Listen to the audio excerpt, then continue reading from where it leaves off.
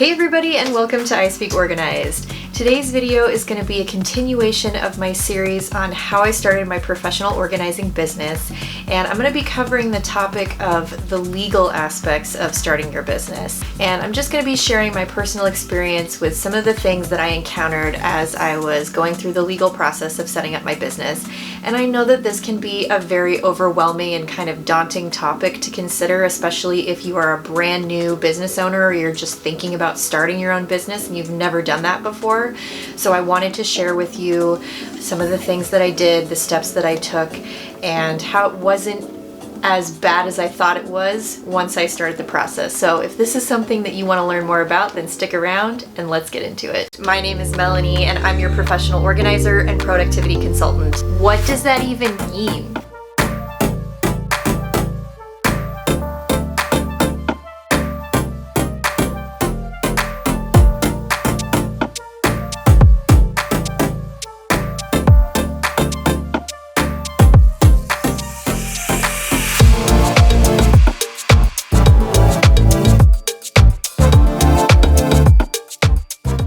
Hey everybody, and welcome back to I Speak Organized. If you don't know me, my name is Melanie and I'm your professional organizer and productivity consultant.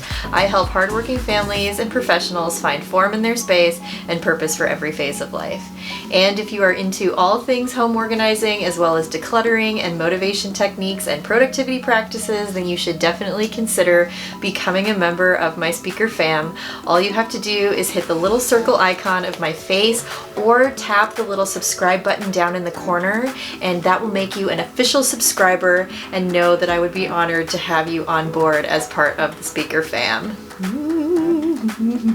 Okay. Also be sure to hit the thumbs up and tap the little notification bell so that you never miss another opportunity to see a new video when I post each week. Also, I'm obligated to tell you that I am not sponsored by any of the companies that I'm going to be discussing with you in this video, and very importantly, I am not a legal professional. The information that I'm sharing with you should not be misinterpreted as professional legal advice. So do your due diligence, do your research, and find a professional that you can speak with before you make any legal decisions for your own business. Good luck. So the next thing I did was get a business address, and I thought that was going to be kind of a tricky thing to do, but it's actually very easy and straightforward. You need an official place to receive mail for your business, just again so that you can keep things in the business asset side separate. So I ended up going to a postal connections, which is basically just an independent sort of post office type of place, and they have mailboxes that you can rent each year. And it has an actual address. It's not a P.O. box. And it's really important that you are able to get a real business address and not a P.O. box, especially if you're going to be using a service like Google My Business. They don't really allow P.O. boxes. And then also, if you're going to be receiving official documents, there are certain companies and entities that you're going to be working with that I can't remember off the top of my head, but they don't accept P.O. boxes as an address to send those things. I rented a mailbox at Postal Connections with an actual address for like $150 per year, and it's also what I use in all of my branding and all of my contracts, so that if somebody needs to send me something or serve me papers, hopefully not, they just send it all to my business address. There are a couple tricky tricksters out there. There are companies that are going to be sending you mail and it's going to look really official, saying that you need certain endorsements and you need special licensing and you need plaques and things that need to be displayed, and all of these things cost a whole bunch of money. And I don't have the letter on me, but I can remember some red flags that you should look out for. These are scams that are going to kind of try and swindle you out of money that you don't need to spend. There is a company that had like a Washington State return address, but then was stamped as coming from Florida. So you want to look out for things like that, and they are a little aggressive in how they're pursuing you to buy these extra licenses that need, these displays and stuff, just Google it and kind of describe it in your Google search and see if you come up with these types of business scams. I guarantee you that you're going to be getting them. So before you feel like, oh my gosh, I need to, write this company a check for $90 so that I stay compliant, just make sure that you're receiving the mail or the email from an official government entity. If it has a .gov at the end of the website, then it's probably legitimate. But if it's not, it's probably something that you should, again, ask your lawyer about before you start writing out checks to people for things that you don't need. Okay, this is a super important one that you definitely are going to want to get, and it's also very easy, is get business insurance. And you would ask yourself maybe like, why would I need business insurance to be a professional organizer? And it doesn't seem like it's all that dangerous of a job and all this stuff, but there are things that will come up that, I feel this peace of mind, and my clients actually feel it as well, when I'm able to just throw out there like, okay, well, that's why I have insurance. And I've also come across a few clients that have only hired me specifically because I have business insurance.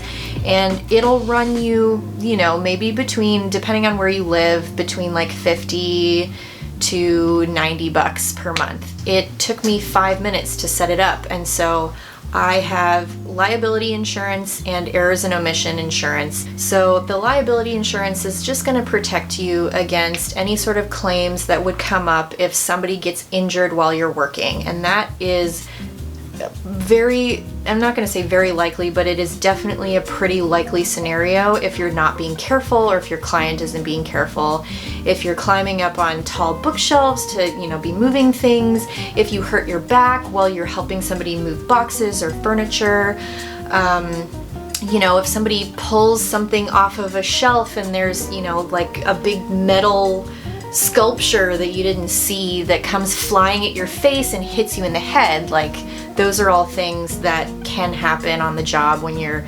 or you trip and fall or whatever, like you're dealing with people who are unorganized, and so you're going to be dealing with a lot of stuff and tiptoeing around things and trying not to trip and hurt yourself. So liability insurance is super important to have in case you have to file an injury claim.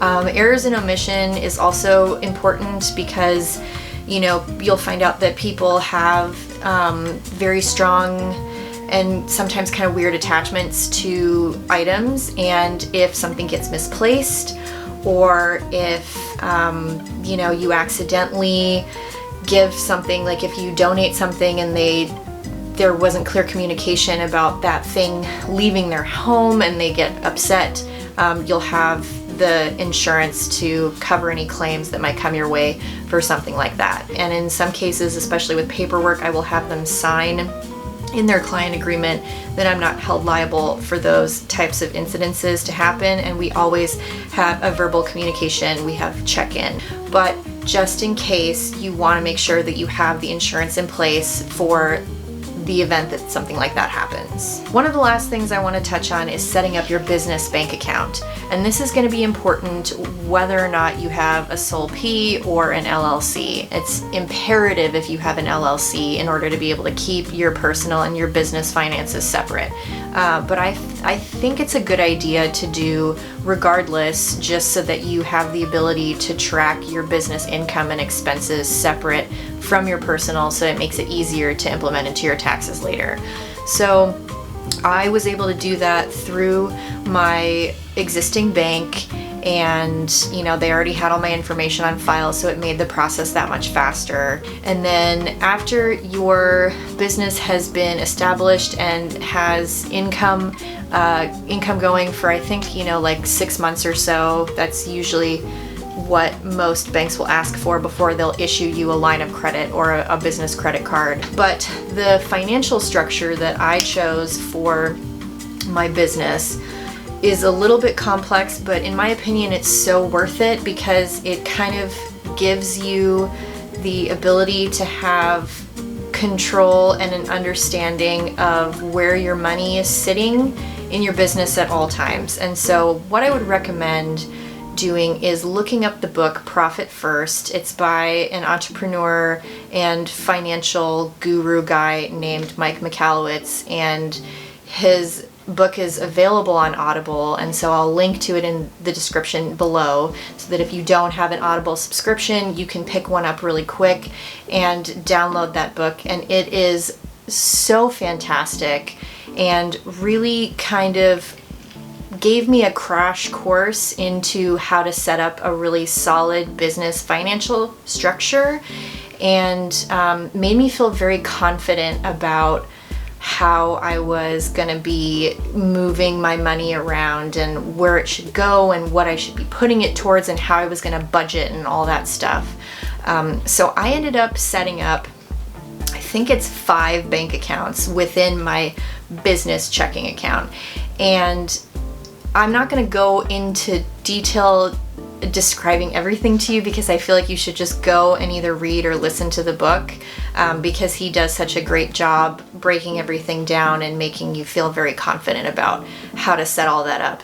But I felt a little weird about setting up that many bank accounts at once, but I guess like that's a very common thing that people do, and so the bank is typically able to do it no problem, and like everybody's pretty familiar with this financial structure at this point because it's pretty popular. Nobody's really going to bat an eyelash when you go and you're like, I need to set up 5 bank accounts. Every single month I'm able to set money aside for operating expenses. I can set aside money for taxes. I can set aside money that's going to go to pay me personally, and then set aside money for a few other things. So I would definitely recommend checking that out, and it's going to make you feel like you're really in control of your business finances and that you know exactly what's going on, and help you feel really good about it. That is a good place to stop, and I really hope that you found this useful and that maybe you're feeling a little bit more confident and a little less freaked out about getting started with the legal aspects of starting your business. It is definitely a process, but it doesn't have to be a super scary one, and you just need to take it one step at a time and make sure that you have a legal professional at your disposal in some capacity so that you can ask questions and get the information that you need, and just make sure that you're taking notes and keeping records of everything so that all the information that you're getting, you're able to kind of refer back to at some point, because that's going to be really important. And it's going to make you feel so much better. I promise. It was definitely something that I was very overwhelmed by at first, and then once I started going through the process and keeping my notes and just learning as I went, it became more clear and way less stressful. So you can do it. I promise you can do it. And I will see you guys in the next video. You guys have a wonderful day. Again, if you got value out of this video, please consider subscribing to my channel and becoming a member of the Speaker Fam, and I'll see you guys in the next video. Bye.